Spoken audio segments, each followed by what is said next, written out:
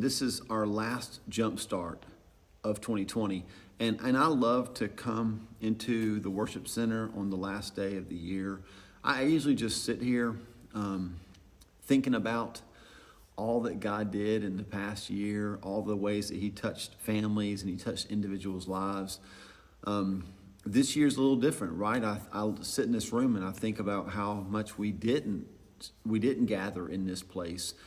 But yet I think about all the ways that God has been faithful, even in a year with the pandemic, in a year where there was so much opportunity for so much division, and to see how God is knitting hearts together and doing great things just kind of fills me with gratitude, right?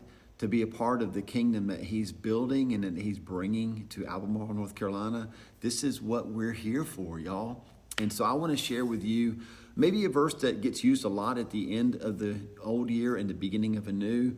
It's Isaiah 43:19. And it says this: "For I am about to do something new. See, I've already begun. Do you not see it? I will make a pathway through the wilderness. I will create rivers in the dry wasteland." We talk about this verse a lot whenever we're going into a new year, because we say, like, forget what was before and focus on what's coming now. I'm doing something new. Don't you perceive it? But what really stood out to me this morning about this passage is not just Isaiah 43:19, but the verses that lead up to it. Now, this is what comes in the verses that precede our verse. God says, "For your sakes, I will send an army against Babylon, forcing the Babylonians to flee in those ships that they are so proud of.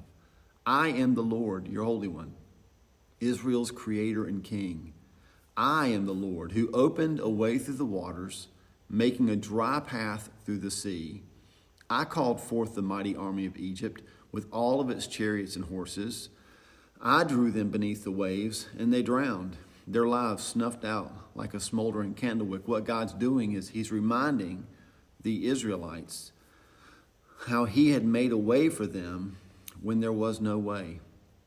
How they had been trapped. If you remember the story, they were stuck between a sea that they couldn't cross and an army that they couldn't defeat, and they were stuck in the middle of that. And God made a way for them to cross through that sea.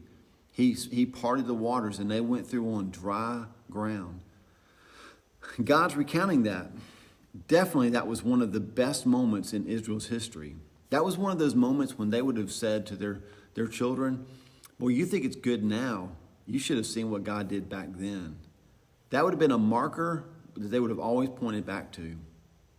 And when God recounts that, he follows it up in Isaiah 43, verse 18, with these words: "But forget all that. It is nothing compared to what I am going to do."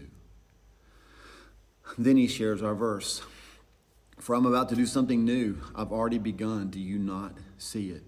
And he says again, he will make a pathway through the wilderness. He will create rivers in the dry wasteland. What I want you to see as we end this year and as we begin to go forward into 2021 is, if you could think of all the great things that God has done in your life, even in 2020, right?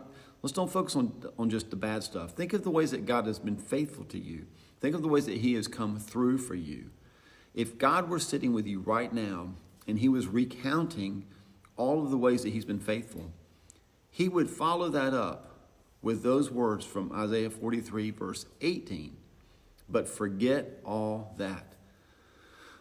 It's nothing compared to what I'm going to do." And I want to remind you that God is doing a new thing.